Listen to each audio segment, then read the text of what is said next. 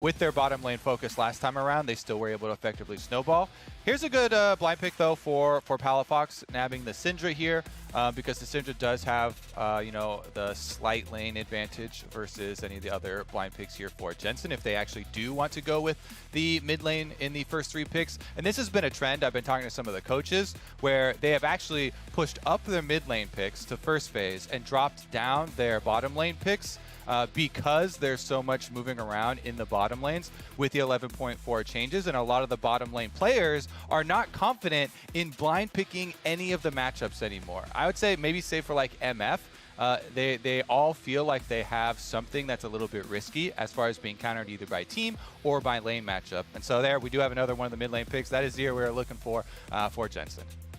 Interesting enough. All right, so yes, going to be happy to build a Verdant Barrier on first recall and just, you know, survive Syndra. Like, that is one thing. Like, that item getting buffed 2 patches ago honestly can do a lot for the mid lane matchup, because you suddenly have a very, very good AP versus AP defensive item where you're like, well, I can't get bullied anymore. Like, I can just buy a Verdant Barrier, and I'm good into Syndra. I'm good into, like, a Fizz if that was going to be played, or an Akali or any of these aggressive counter picks. Like, I can just get 50 MR for 1,000 gold, and my build's just fine. And so that can do a lot. Allows you to pick Azir into an aggressive champion and feel comfortable about it. Honestly, I think Jensen should have a good time overall. But yes, there is a lot of dive. There's already a Gragas locked in. There's now a Hecarim coming over the top as well. FlyQuest have a lot of forward momentum. They've got a lot of upfront damage, and TL have to make sure that those champs can stay alive. They're not going to use a Seraphine to shield them, obviously. That one's gone. Now we get into the tricky part, the bottom lane of Champion Select, which has been plaguing so many picks and bans recently. Now, I am still the biggest fan of Kai'Sa. Yes, she did get her nerf to her Q on this patch. Oh, never mind, she's off the table. Yeah. Man, I was going to talk it up so much for pairing with Hecarim as well, and the Gragas, because those both can apply CC very, very easily at such long range. I think it's a smart ban by Team Liquid because of, you know, looking at what FlyQuest I've already drafted here. The Xayah as well, I think, has been getting a little bit overlooked as far as playing against things like Hecarim. And Syndra and Gragas as well, so that one actually does not go on the bans here for FlyQuest. That might be tantalizing here for Team Liquid, and they take out the Senna, Tahm, Kench possibilities as well. All right, so those go off the table for this one, but yes, FlyQuest, maybe you don't dive the backline, but you can shoot a rocket into it. Jinx is definitely outstanding. The threats are the fact that her peel tool, the Flame Chompers, do not work against Olaf. She cannot get away from Renekton. If Team Liquid get the chance to play up, there is no counterplay for the Jinx. She is dead every single time. That is the risk. However, if it works out well, you get that one reset, get excited pops off, you're going to just absolutely crush the team fight. You know, 1v4 at that point, because first one's already obviously dead. That's going to be matched with some more backline team fighting as Tactical grabs Aphelios. So really, really high damage, low safety bot lanes for both these teams. Yeah, they are very, very similar. Thresh being able to be paired with Aphelios is the key locking here for CoreJJ. And even if you do go Tahm Kench to try and save the Jinx in the backline, I think there's a lot more options. You know, Lanterning in the Olaf here for the bottom side for Team Liquid. This could play quite well into what their plan already is. Only difficulty is, and I agree that like there is a lot of gameplay by the Thresh. Also, Thresh is a little bit more fair in the sense that like when the Hecarim dives Aphelios and he's just chain CC'd, you can't click the Lantern. You just kind of die unless Azir can shovel them away, so you can kind of full combo tactical. No matter what you do to Jinx, just Diamond is like, whoop, and then spit them right back out, right? And then you're fine. So that'll be fun to watch for. You know, I love watching the low mobility, you know, 10 out of 10 damage, 1 out of 10 durability marksman. That'll be fun to watch. It'll be explosive, especially on the Jinx side. But yeah, TL, plenty of damage. Some dive, like hook plus, you know, maybe Jensen makes the big play. Otherwise, it's kind of standard team fighting. See, this is the thing here, though. When you mention Hecarim diving in, and within CC combo, like killing the Aphelios, that has gotten even more difficult, and they haven't really paired this Hecarim with a lot of dive to follow behind him. Jinx Rocket can be blocked by anybody standing in front of it, and Gragas, maybe he builds AP, maybe he builds tank, still is not the best dive buddy for a Hecarim. So I actually think with the lower gold in jungle, Hecarim has a smaller chance of getting super fed and being a very viable dive target towards the Aphelios. I actually feel like you know, Team Liquid have quite a few defenses here, and it's looking like a pretty good scaling comp for them. Azir and Aphelios, great late game combination. Yes, yeah, that absolutely is. I mean, certainly no one's going to debate the fact that, 6-item Azir is going to far outperform a 6-item Syndra, unless we have another tactical game where he walks into mid lane and finds Syndra and dies. That happened on Tristana, and it was unfortunate being the only real major threat on his team. So we are under the rift, though. Team Liquid, not where they wanted to be at 5-5. I know this time, last year, they were on their way to 9th place. Coach Jack came in. They went all the way to Worlds, but Team Liquid are back to a mediocre spring split for a roster that people thought, okay, you got a strict upgrade in top lane. You brought over Alphari. You got a strict upgrade in jungle. You brought over Santorin. Okay, this team's ready to go. You went to Worlds. You upgraded your 2 weakest spots. This is going to be the 18-0 run. This is going to be the Worlds run, right? And 5-5. It is a surprise to see. I know Jat made a big deal over the preseason of bringing over his own coaching staff. He kind of dropped most of the analysts and supporting coaching sort of coaches from the old 2020 roster and brought in his own crew. And, generously, it's growing pains for TL. This roster should probably not be 5-5. I'm not saying it's literally Jat's fault, but it is a surprise to see TL be 5-5 here. It is a surprise. I would say one of the most surprising parts is that we already had the proof of concept. This Team Liquid roster in lock-in tournament was able to win the entire tournament. So coming in as champs towards spring, and then coming in 5-5 even in the LCS definitely speaks to some growing pains. I know that if you watch some of the TL squads and whatnot, they've talked a bit about burnout and quite a different of these sources with their eyes on improvement towards the end of the split. I definitely do think that this squad will be able to balance it right back out.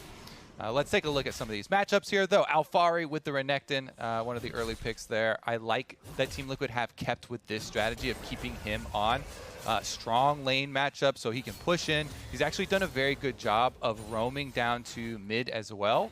When he does find these openings, you'll see him go put either ward by Krugs, deep jungle vision, or make a pass towards mid, try and pull off a gank there. And now versus Licorice and the Renekton versus Gragas once again, should be able to get that ward. We're looking for boom. No. Nope. He he didn't ward because he saw Lily had taken the camp. He's like, okay, leashless. We know what the route was. It was red to Krugs to out, or sorry, Hecarim, not Lilia. Don't know how that got there. Other horse. Regardless, other centaur really. Yeah. 4 legs and a pole arm, right? It's the same champion, really, obviously. It's so unoriginal by Riot. I don't know how they got that wrong, but, oh well. Regardless, though, yeah, you're talking about the top lane matchup. One thing I find interesting is Licorice has the highest first blood rate of any player in this game. The highest first blood rate of any top laner in the LCS, tied with Finn at 60%. Somehow, someway, Licorice gets out of his lane and finds a way to kill someone. It's usually not getting the solo kill in the 1v1. It's probably going to be hard, especially in this matchup. He's tank Gragas against Renekton. But the man gets out on the map, and he's going to get stuff done. So, odds are he's going to find something to do, either a roam to mid or TP to bot, and Licorice is going to be, action-packed in the early game. Yeah, definitely bottom lane we'll have to look for those side brush wards. It's not very often the Jinx Tahm Kench is going to be able to get the push on Aphelios Thresh, but if they do get to push out, you always have to come back and sweep to make sure you don't get teleported on behind you. Because if Thresh is positioned forward in the lane, that definitely could be a vulnerable attack spot for them to go to for FlyQuest. Yeah, right now pushing, and JoseDeodo is in behind. Get ready for a TP play if needed. Tatch's going to find a route, but he's going to play far away. Those chompers not quite against the wall. There is just enough space to move in. Chatkull did not have cleanse. He would have had to flash if it was better placed. Ultimately, takes a bit of damage. Tippy toes. Yeah. He got slowed by the Tahm Kench tongue. It's barely skirting around the outside of the Flame Chompers. And here is Santorin going to try and counter jungle on the opposite side because Jose obviously showed bottom and they go for the ward there. But this is Santorin off to a very good start on the Olaf. Double crabbed up to the top side as well. Gonna allow Alphari even to do some deep farming. It does mean it's going to be hard for Santorin to find a recall anytime soon because there's 3 camps up right now. He's got to go run by and do them all again. So he's going to be rich. He's just, hard farming, going to have no problems at all. Jungle problems? I can't recall yet. Like, I started this game and I wanted to do, top to bot clear, get first recall off and then do 5-minute dragon. It's like, well, but I got to take Krugs away. So now I'm not doing dragon. I'm just going to get 17 camps and recall. It's like, okay. Yeah, okay, sure. Sounds good. Honestly, though, too, it is really important as far as the jungle tracking, because you mentioned the first time around, hey, we just saw Jose start Krugs. He's not going to be back till second clear. Then, since you're stealing away second Krugs, and you have those deep wards that we were talking about for Alphari on the top side actually in place now, this Renekton just gets full authority on the top side of the map. And even though Santorin is going to be able to get off that, double full clear into recall here, he doesn't really have to worry about the pushing side. Alrighty, well, 48 camps taken. Well, 48, yeah, 12 camps taken, 49 CS. Eventually he'll get there. I'll believe it, eventually down the line. Yeah, sorry, my brain is just, verbally typoing. It's unfortunate, but you can see TL. Like, you talk about Alphari feeling safe top side. They're feeling safe bot side as well, just walking up, hitting the turret, getting demolished off. It is so hard to get demolished off in the landing phase, just because they'll hit you back, and TL's like, yeah, we don't care. Santorin's up 2 levels. He's here to back us up. By the way, he'll drag it without recalling. Don't worry about it. He's just gigantic. Yep, and that bottom lane pressure does give them, plenty of authority to go for this dragon. I was talking about the possible Renekton roams. Alphari's done it. Does get chased out by Jose, bouncer from the top side here, but they do get the dragon for free here for Team Liquid. Good job by Tackle and CoreJJ keeping up that pressure and being able to keep this Jinx Tahm Kench under tower. So, top lane feeling good. Obviously, that's going to be somewhat expected. They saw the Gragas then picked in. Santorin getting the first pick jungler. He got double scuttle. He got triple scuttle, thanks to Alphari making some plays. And even got to take Krugs and a dragon, so he's outstanding. Jensen's down in lane. Sure, he picked into the matchup, saw Syndra, said, you know what, screw it, we're going for the scaling pick, whatever. But hey, look, bot's winning, support's winning. TL's winning 4 to 5 rolls, and they scale in the 5th. Interesting hover here from Tahm Kench, because they did have bottom side full recall for Team Liquid as well. Just going to help him push out the lane, it looks like, with Palafox kind of low on resources. He's got no more charges in his corrupting potion here.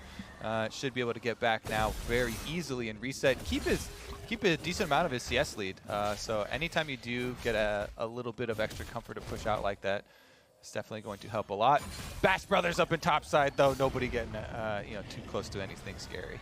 Yeah, but a 20 CS lead is going to feel real comfortable for Alphari. He's got his Merc Treads, so he's going to block the CC. The Bramble Vest lets Licorice not hard lose every trade they ever take.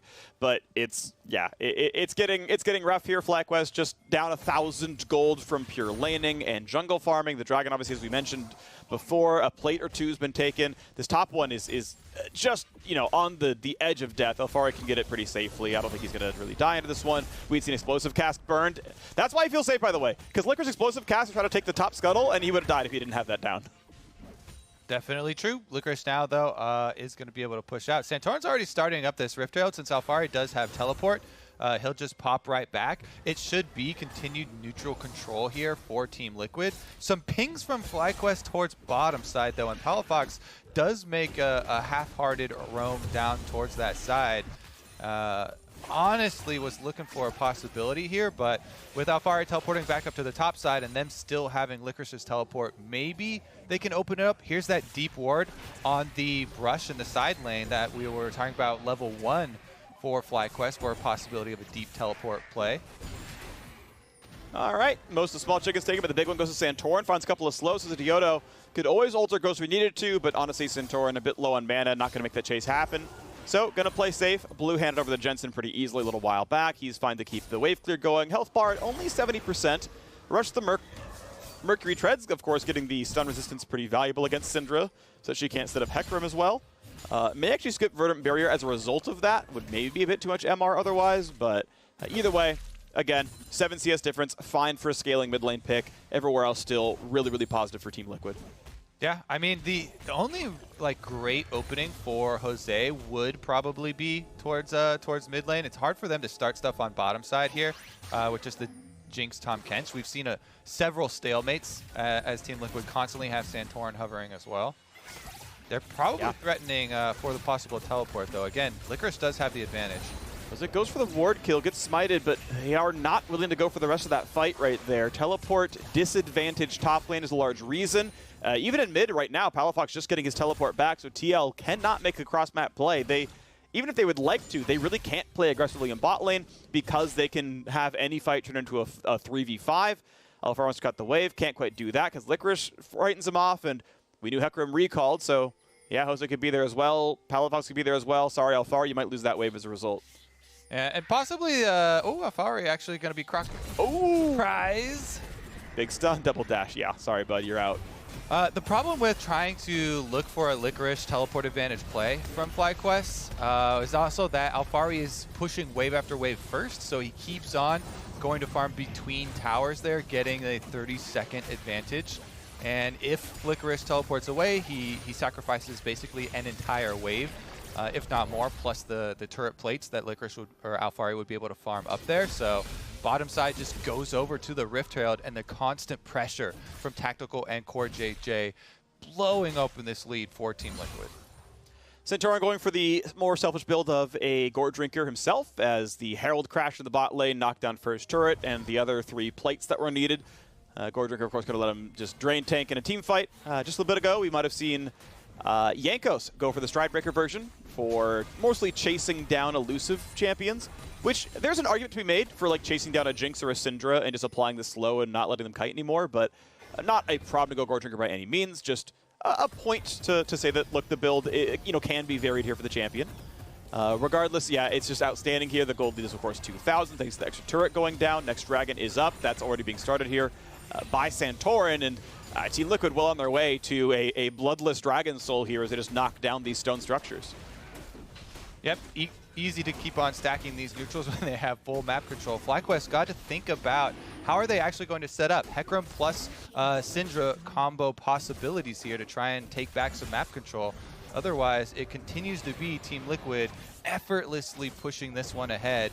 Topside swap will be able to get some money for themselves. Plenty of turret plates up here for them to farm, but with Jose here as well, the extra bulwark passive going to give plenty of defenses. And here comes a roam answer from Team Liquid to cut off the answer play at just 1 turret plate worth of gold.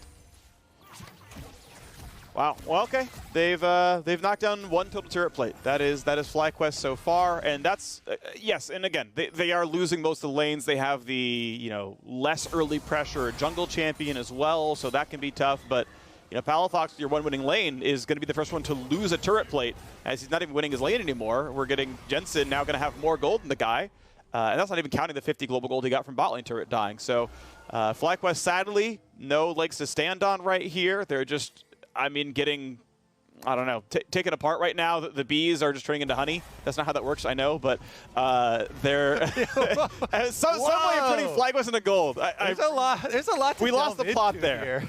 Bees are not fruit snacks, Phreak. You don't pop them open and the honey's inside. We'll revisit our biology. Yeah. As Jose's making a possible look towards the top side, but honestly, FlyQuest. Oh, just running into roadblock after roadblock. Yeah, that was me trying to buy time to how can I turn the FlyQuest save the bees into them just being gold income? And I'm like, I don't have it, so they're turning the bees into honey. Yeah, I know that's not biologically honestly, sound. Though, I would for sure buy some FlyQuest fruit snacks that are honey-flavored bees. That sounds I'm good. Down. I'm down. Honey-flavored gummy bees. Yeah, why isn't that a thing? Get on it. Gee, Trisha, if you're listening. Trisha, if you're listening, here you go. Free idea. It's yours. Little LCS merchandising help. Here we go. Yeah. FlyQuest reset towards mid lane. They're going to actually split into, possibly having Palafox hover on top side. I don't feel like this is going to gain them much at all, though. Maybe if you have Diamond Abyssal Voyage a play here from Tahm Kench from mid lane to try and collapse on Team Liquid. Because Team Liquid already have to push on top side. They're going to get a big head start on this tower damage. Palafox can't even step up. He's just sitting there at his turret, and they've been able to transition, Tahm Kench Jinx towards mid to try and hold. But it is just going to be Team Liquid now after second outer tower moving in, and you having the priority there with Olaf to be able to move up with these pushing lanes. You get your deep wards through both sides of the jungle, and FlyQuest should continue to lose out slowly in gold. Yeah, losing out on gold right now. 3,000 difference now. Santorin taking away the river. Soon the jungle. Big stun. You can see Alphari puts half of Johnson's health bar down on a full combo, and his mythic's not even done yet. it's gonna get worse before it gets better, realistically. You don't really have time to build a defensive item. There aren't even good anti-physical defensive items for Marksman. He's just gonna be relying on his friend, the Tahm Kench. And yeah, CoreJJ, I'm sorry you can't be with the rest of the cool kids because you're a support and you're not playing with Fasting Senna, but there's the gold graphs, right? It's just like, bam, TL, TL, TL, TL. One of you can keep up, kind of. Johnsun is almost farming as well as the jungler. That's it. It's rough. Definitely one of the roughest 0-0-0s that we've started out with. 15.5 minutes in here for Team Liquid. Only 1 minute and 15 seconds left on this next dragon for them to be able to group up, since they've been able to increase their gold lead so effectively, though, and you already have, you know, these completed items coming in. It makes it more difficult for FlyQuest to try and make their stand, especially if you look at the warding situation here. Map completely dark for FlyQuest around the dragon. They do have a couple straggler wards up there in the blue quadrant for Team Liquid, but they have nothing here leading into the river, so it should be trivial for Team Liquid to gain priority around this dragon setup. And since they've got both teleports ready, they can easily pull Jensen back down there if needed. If FlyQuest actually try and step up. Well, we'll see when they try to. I'm waiting for the items to still come in. Obviously, the mythics are very far delayed. You can do the quick item spike check. 4 mythics done on the TL side. Finally, there we go. Trinity Force comes through for JoseDeodo, but still waiting for Palafox to get his online. Stopped by for upgraded boots in a tier, which is part of why it slows down. So at the very least, FlyQuest have most of their power spikes in time, but they are not interested whatsoever in being in the bottom river. You can see where Hecarim and Tahm Kench are. It's not like they can contest Baron. They can't contest Herald. That's dead already. So it seems like FlyQuest do not care about Dragon being an opportunity. It's TL who have the ward control. It's TL who are going to push in mid-wave, summon Herald, and then walk down. And they'll send as few members as needed just to make sure it dies, and then be on Soul Point and look for the sub-23 Dragon Soul. Yeah, problem for FlyQuest, a pretty big problem for them right now, is that the front line of Team Liquid is also very much healing based with double gold drinkers completed. And since they're so far behind in gold, they don't have the excess gold to spend after completing their mythics to pick up their healing cutting yet. So they haven't been able to get their grievous wounds. So even though you get your mythic completed and you think, all right, you know, at least I got my mythic, maybe we can compete right now, one item. Trying to make something work. Without that grievous wounds, they have such a difficult time of getting Jinx a reset, of actually trying to kill. Oh, here we go. Oh, big damage there. Jensen, first blood picked up for FlyQuest. Finally on the board. It took 17 minutes and change, but they finally got there. Longest of the split, by the way. 13:47 in Golden Guardian vs. EG a few weeks ago, but there you go. Longest first blood of the split, and it goes to FlyQuest, hoping to claw their way back into the game. All right, well, I guess we are going to take another look at it. Question mark pings were going down along that exact route. So Jensen here, definitely a bit lazy in transitioning, but man, FlyQuest, 3 members in the brush. They know they don't have a lot of area to work with, so lay those brush traps, 3 members, immediately try and pounce as soon as you get one target. That will be some gold to fund a little bit of grievous wounds. We do at least get Bramble Vest on Licorice, but you really are aiming for that Executioners first so that you actually get to choose when to apply it. Yep. You don't get to choose until Licorice fully upgrades into the Thorn Mail. Well, Santorin, not quite going to find the soul in Licorice, but Alphari's here as well. Cask, not bad. I mean, really, gets away from the stun in all ways. Yeah, that was nice. Little leap alligator here. New game for Licorice to invent on the bottom side, while the rest of his team is playing top side, trying to get some gold back for themselves. When you are in this situation, your best hope, try and trade some objectives when you have pressure already showing on the bottom side for your opponents. FlyQuest, though, they don't commit to it. So no commitment means no rewards, Phreak. That tower will stay standing. No extra gold for FlyQuest. But yeah, I mean, the thing is, they definitely could have gone for it. I know vision can be tough, but gold left on the table, not claimed, not cleaned up. Maybe sometime later on it will go through. Looking back into the past, I noticed that Diamond still has a Cloud9 flare as his first blood emote. I don't know when is too long to live in the past. That said, like, my phone's background screen is still my dog from college, so, you know, that was 15 years ago. But either way, like, he's still got the Cloud9 flare, which is you know, maybe a happy bee for first blood. But no, he's like, I'm going to rep my academy roots instead. That's what my my emote is for first blood. I don't know whether to go, oh, that's sweet, Phreak, or hey, you have a new I have dog. two. Puns Yeah, right now. I feel kind of bad for Puns, actually. It's like... He can't tell. Don't worry. The more unloved brother. That was definitely me, by the way. My brother's too cool. No. See, what's great is now I've met your brother. You're by far the cooler one now. It's great. Yeah. Yeah, like it's flipped. I'm cool with my sister too. Like that was annoying in childhood, but I won. Honestly, Team Liquid feeling the same right now. They feel like they have won as they start mining the resources away from FlyQuest. Besides the single, little brush camp surprise first blood, Team Liquid with a much more secure, almost reminiscent of a 2019 style or even 2018 styles from this team, where just from the word go, it feels like they have it on lock. Stable lane matchups for themselves, winning the jungle priority, double crab start here from Santorin into Dragon, into Rift Herald, just everything in the early game taken away by force from Team Liquid, without bloodshed, but still by force there for Team Liquid, and that sets you up for these types of situations. That's why you have these mid games like this. All right, well, the climactic dragon fight is coming soon. I don't know if FlyQuest want to give away Ocean Soul. We'll see if they're willing to fight at a 4,000 gold deficit, or if they're willing to wait until Baron dies as well and their base is in shambles. But the Ocean Drake fight is coming up in just about 1 minute's time. Last call on recalls, and hey, Johnsun's on 2 items. He's got Kraken Slayer, he's got Hurricane. We already know the rest of the hits are online. But yeah, the difference is, and this is kind of the interesting thing about League of Legends, is the power spikes mean more than the raw gold. Basically every item is more than 100% gold efficient. So you compare gold, what you really care about is the item spikes. So Tactical is up like 1,000 gold. But what he's up is a pickaxe, which is not as meaningful as being up a Hurricane combined, right? So like depending on when that timer is, that's when it really matters. So despite the gold difference, both marks were on 2 items. That's the important part. So even though there was a gold difference, it's not as important as it would look like on the scoreboard.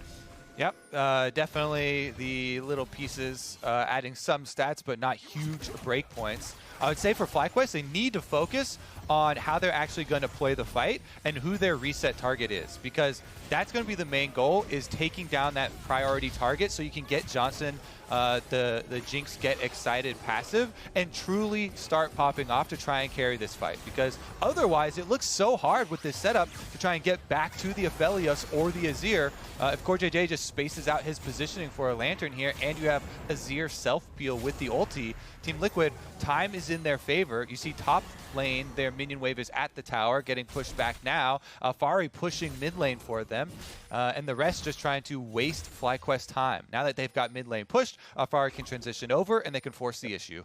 Time to force it in, yeah, 5v4 potentially. He's going to go for ward kills instead, so still staying 4v4. Nice for FlyQuest. They got the scuttle a little while back, so that is at least a vision advantage for them. Seraph's fully done for Palafox, so actually item spike up for the mid lane on FlyQuest. If there's a fight to be won, it's right about now.